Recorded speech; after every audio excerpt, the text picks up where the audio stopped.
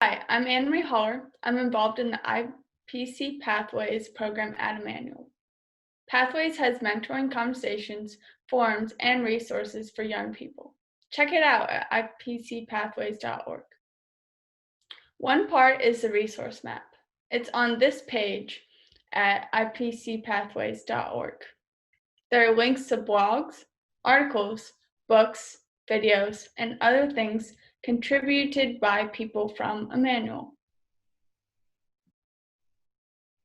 You can see 9 different maps. This one is called Mentor Stories. They're short interviews with Emmanuel mentors. We have lots of mentors available for mentoring conversations. I put together this video to show you a few clips from the mentoring stories.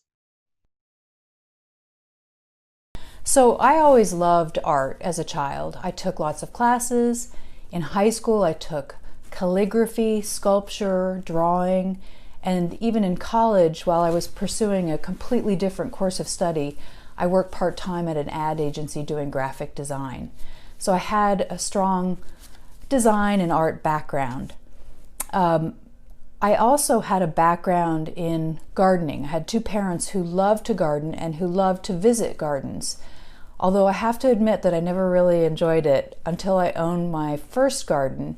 And all of a sudden I realized that over the years of garden visits and time spent with my parents, I had accumulated a lot of knowledge of horticulture. And when I had my own garden, all of a sudden this knowledge came back to me, and combined with the aesthetic choices I was making about designing my own garden, I really enjoyed my time and realized that I wanted to spend more time doing that. And then, so that ended up my career. And what basically I did was take what I did to earn money, or the basic part of my money, to also include the love of my life, which was theater. And so what my suggestion for young people would be, explore what you want to do, find something that you like well enough to do, even if it's not your be-all and your end-all love, and then work the things that you want to do or you love to do, whether it is painting, whether it is travel, whether it is communicating in another way or form, so that you always have something that has a passion. I'm a big fan of dipping your toe in the water and just trying one. Dip my toe in the water, and I tried one seminary class. And that was what hooked me. I decided, I really want to do this, and I want to do more than one class. And in fact, I want to go full throttle and earn the degree. And yeah, so I actually left the job. We still attended that church, but I left the job because I knew that I could not do it all. My boys were still young, and I wanted to be a hands-on mother, and I wanted to be there, when they got off and on the school bus. And I went to seminary. I still went to seminary part-time. That you have a wealth of experience and a really interesting career path. So I'd love it if you wouldn't mind giving us a bit more insight into some of the career changes that you've made or questions that you've had throughout your career and how you got to where you are now. Well, I'm so glad to be able to give this interview. I hope that it will be of some use to people who are thinking about how to think about their careers. I would say plan their careers, but I'm convinced actually that nowadays a lot of people don't really plan their careers because they have a number of careers during their lifetimes. And in fact, I think that has been my case. Helped me though. One of the things I realized during that period, I actually ended up going onto the children's school board, and I ended up doing some other things. My father passed away shortly during that period, and I was spending, I ended up spending 7 years doing his estate. And so I had this patchwork quilt of stuff I was doing. And I realized that I needed a way when I wanted to re-enter the workforce to tell the story of what that period was.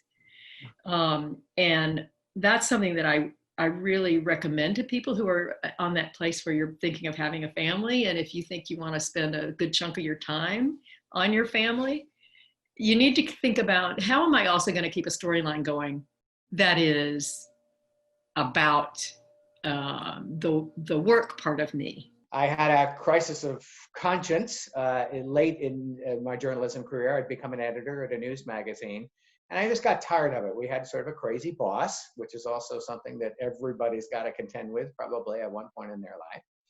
And it was just an unhappy place for me. And I had learned over the course of my career to pay attention to your body, pay attention to what you're feeling, pay attention to things that set you off and make you mad, pay attention to things that make you feel thwarted. And I felt thwarted in that job, and I began to test the waters. You talked a lot about hurdles that you faced during your career.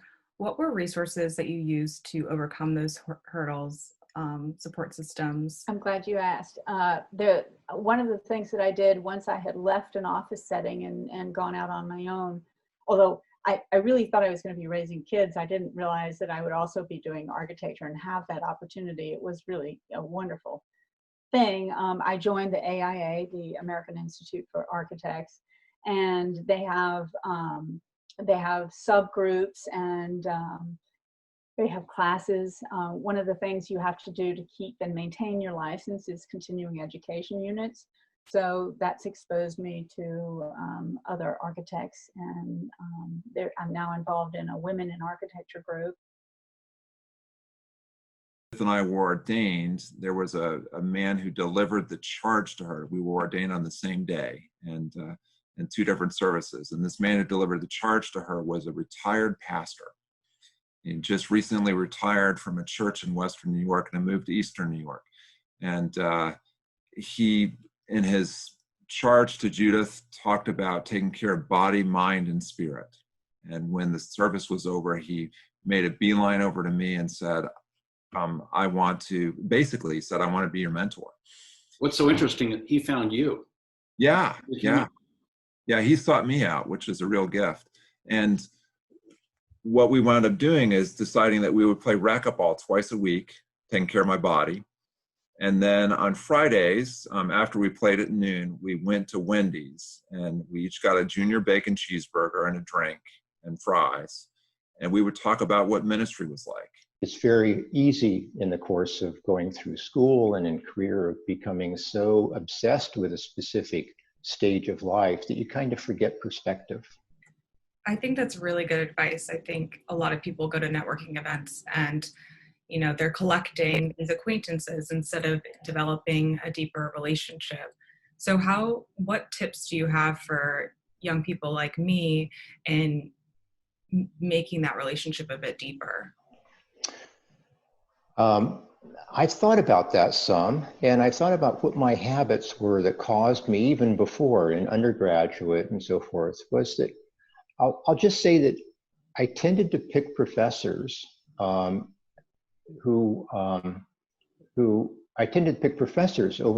instead of the topics for the most part when I was going through school, because I learned so much from being able to work with a professor outside of class as much as inside. What value do you really find from being a mentor, and how do you think that young people can benefit from being a mentor? Yeah, I think everybody should be a mentor. First of all, being a mentor is a selfish act because mentors get more out of the mentoring, I think, than the mentees do, or in Pathways seekers. It's just a great experience, but more substantively, I think you learn about yourself that if you listen to what you say to the person that you're mentoring, you learn what your values are, and you find out what you care about. And as you listen to yourself articulate the things that matter to you to that person, you realize, gee, maybe that's advice I should listen to for myself. So it's a great experience, and you appreciate both sides of it, I think, that much more. I wished I was as smart now as I was then, because I was ready to go and trying to get ahead. And I worked for Arthur Andersen back when it existed, and went to one of the senior partners and asked for some career advice. And he basically said, well, what's your definition of success? And I said, well, I guess it's to reach a certain level in an organization or to accomplish certain things. He goes, well, first of all, figure that out first. And the thing is, what success looks like when you're my age is a lot different than what success looks like in your 50 when you're 30. Do you have recommendations for what to do for someone seeking a mentor? How to go about finding one? Yes, I would say the number one is reach out, reach out, reach out. Most people are really willing and excited to share their stories of their lives with you. And so with Charlie, for example, here we are so many years later, and I still regularly will check in with him. It may be a year and we haven't spoken, and then I'll send him a little note with a question. So I think that folks are really willing to share their lives, and there is no harm in sending someone an email and asking them out for a cup of coffee. You don't know exactly what that might lead to. You can see the full interviews of lots of mentors and lots of other great resources. Thanks for watching.